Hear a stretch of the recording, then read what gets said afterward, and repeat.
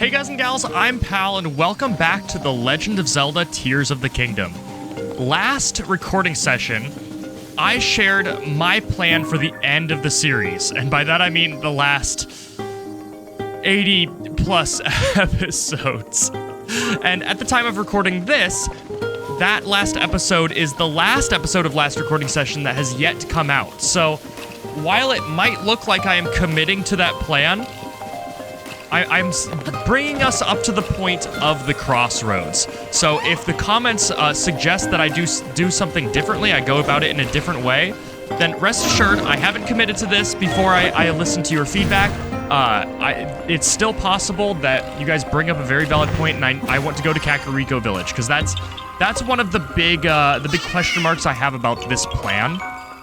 For those of you who didn't tune in to the end of the last episode, is this a double Korok? No. The plan is to go north, go to Eldin, go down to Zora's Domain, go to Kakariko Village, then get the Master Sword and beat the game. I explained my reasons in depth last episode, so if you'd like a more drawn-out explanation, it's right there at the end. But that's the plan right now. I'm just willing to. I'm keeping my mind open. I'm willing to be swayed. Is this a Korok? How is this not a Korok? I did not see the mask wiggle, and this time, unlike the 5 or 6 times it happened last episode or last recording session, I actually paid attention and wore my mask. This is also one of the. This is one of the memories. I don't know if we really want. I don't think we're going to view it. Let's consult the album real quick. It goes Pagoda, Nintendo Switch. What on earth? On earth is fish? Is this fish? I don't think this is fish. This doesn't look like fish. Oh, it's right here. I'm going to probably make some commenters angry that I'm just ignoring this, but I'm ignoring it. We will be doing them in order at some point, but I'd rather view them in order than not. So we're just going to keep moving on.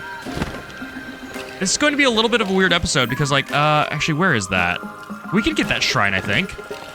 Yeah, we can grab that. What's down here? Oh, this was the weird shrine in Breath of the Wild that had all of the wind in it. And now it's a cave? Yeah, this isn't an entrance to the depths. What am I going into? Goodbye, cruel world. Oh, it's one of Misko's lost treasures somewhere. Where on earth are the Horriblins? I hear them. Oh, hi. I was told in the comments, this is a really good tip. A simple dazzle fruit knocks these guys from their perch and doesn't quite cause them to drown. Can I facilitate that? Is that a thing that I can facilitate? Yes, I can. Just a little bit of a push. These guys really aren't that scary. I also need to remember to take a picture of the bubble frog if there is one to be had. I will get the claw. I don't really get any comments nowadays that freak out over me missing something. But I grew up in that generation, so I really don't want to miss anything. That's not what I need. I am a photographer. That's a terrible photo. Move. That's a better photo. So now we can scry for these. I don't know how beneficial that's going to be. All right, frog. Can I can't grab this with Ultra Hand, right? No. Stupid. Bubble gem. I probably could have. I don't know if. I need to take a photo of a bubble gem. We can probably scry that too. Actually, not that awkward. No. Link. Don't get stuck. Oh, I briefly saw underwater. You're not supposed to see that. And it is fully modeled. Come on, Monolith Soft. Come on, Nintendo. Zelda team. Why can't we dive underwater? That might be one of my bigger complaints about this series, about these two games. Do bombs work in the dank, dark caves? I'm sad that the word dank has changed. Like, nothing against its new meaning. Nothing against weed itself. But but like dank was such a fun word. It brought to mind all these rubber tights. Cool. I probably could have given that a little bit more fanfare, but they're the rubber tights, so I feel justified in not doing so. It called to mind thoughts of moss, of mushrooms, of creepy crawlies, and this kind of meditative area. I mean, I'm probably playing like the Pikmin 4 rest theme, which is one of my most relaxing tracks whenever it comes on. I just hear it, I just want to just ease all of the tension out of my muscles and just take a breath. I love that song. Oh, would you look at that? It's still here. In spirit? Hello, you're about to fall in battle, aren't you? Oh, yeah, so we have this now. I decided to fuse that shard of, crap. That's not what I wanted to do. That didn't work. Ooh, that's a bad way to go. We just straight up jumped him. I'm sorry, bro. You deserve more honorable death. Yeah, the shard of, what is it, Nadra's Fang or whatever? Yeah, Nadra's Horn. And then also, last episode, I just thought of this. Last episode we got, or last recording session, we got these shards. Where are they? Where? Ah, yes. Shard of Nadra's Spike. So, I have a thought about this. Let's try it in two ways with this person watching. If I fuse one of these to a weapon, I have a feeling, once I find it, there it is, that these have explosive properties. We're going to try it. Boom. Ah! Okay, I'm right about that. I know that the gems do, and one day I will whip out the gems and use them on a multi-shot bow and nuke everything, but I haven't much found the time when I need that kind of destructive power. But then as for I'm curious about another thing. I have the gems to waste this. We have that. I'm wondering if these shards work like a gem. They don't. Although this looks really cool, I did just waste my thing. Okay, good to know. I definitely don't have any regrets about that. But if I do this, what is this called? Nadra's Hammer. So it's considered a hammer, and it has ice properties. Kinda neat. Yeah. You guys in the comments will have to tell me some of the best uses for those. You a wanderer too?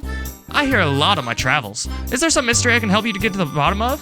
Say, are you aware of the mystery of the geoglyphs that have sprung up all over the world after the upheaval? I am. I'm not sure if you are. I'm an adventurer looking into these geoglyphs. Even I haven't made much progress yet. I came here because I heard that people have seen a geoglyph in the area, but I walked up and down these hills and have not found any trace of it. No use complaining though. I'll rest a bit and pick up the search again soon. Maybe I'll see you again while I'm at it. Stay safe, traveler. I have a feeling that I waited too long to get my reward for saving her life, and she actually just forgot that I saved her life. I mean, personally, if I was being attacked by a red rage goblin and some leaf-wielding faced person fell out of the sky and froze him to death in front of me and then pulled out a bow and blew up a small mountain, I would remember that. But you know what? That's just me. And I think at this point, stranger things have probably happened for the people of Hyrule, right? Shrine's right there? Yeah, the shrine's right there. Korok, however, is right here. Since learning my real gripe with Korok seeds and these menus and finally putting those thoughts to words, it took me, it took me 5 years of playing Breath of the Wild and Tears of the Kingdom to finally realize what I had a problem with. But truth be told, I think it had everything to do with Echoes of Wisdom. For those of you who don't follow the stream, I have been streaming, and I just finished Echoes of Wisdom on said stream. I need to kill these guys for gear. There are 2 of them, too. That's really nice. I need those to upgrade the flight suit, which is probably going to become my bread and butter here pretty soon. I just beat Echoes of Wisdom, and that game has some major problems when it comes to menus. I mean, I was complaining about this. and how often I have to cut this menu out.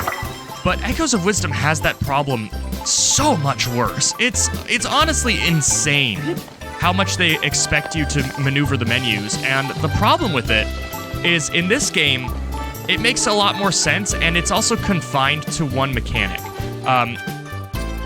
And you're forced to constantly switch it up and not use the same thing over and over again because eventually you run out of said thing. So you're kind of, like, it's not that bad. I thought it was bad.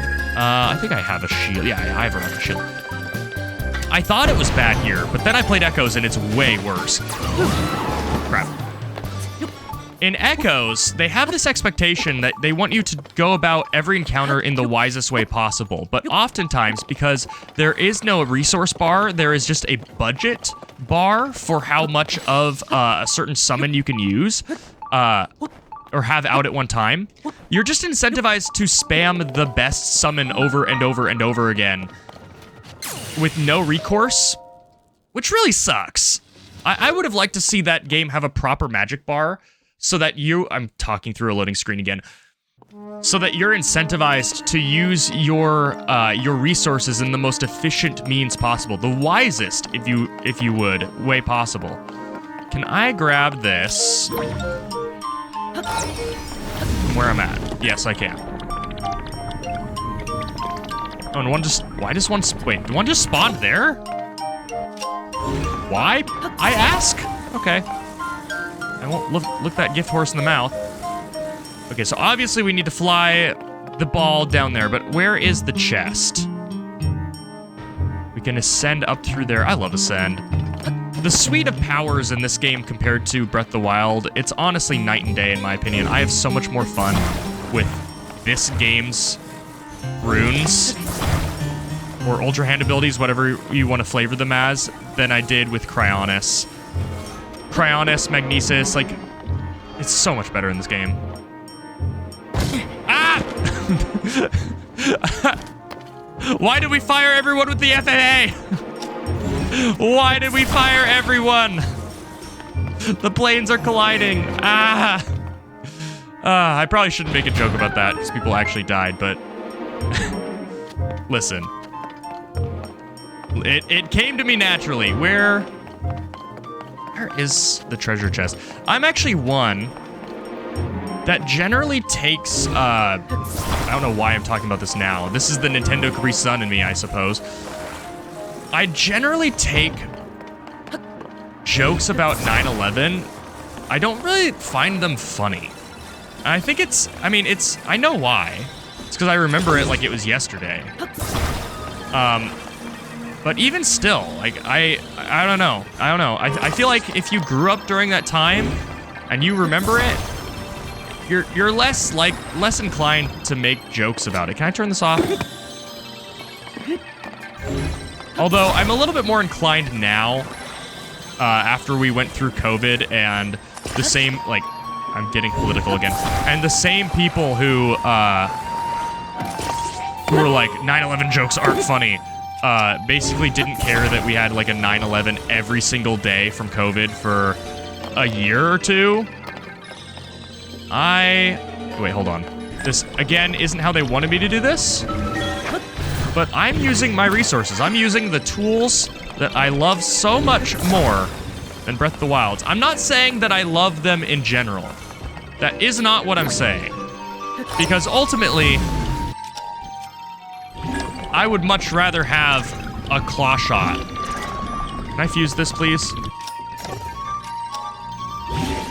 There we go. I would much rather have a claw shot in... Like, a claw shot would be so cool, man. I don't know how they would do it with, how this game has climbing walls, like... But they redesigned the map with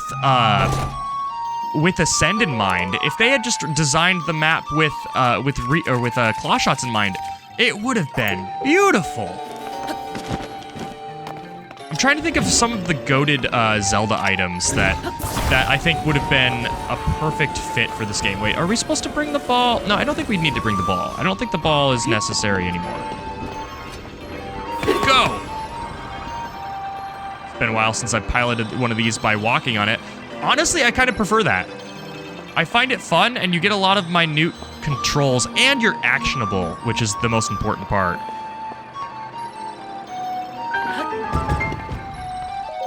Right on target. Claw shot would have been nice. The spinner would have been cool, but it's a little bit parasitic. You like really have to design it around just the spinner, and it's not as interactable as like the claw shots where vines can be there. You know, it's more organic to build around the claw shot.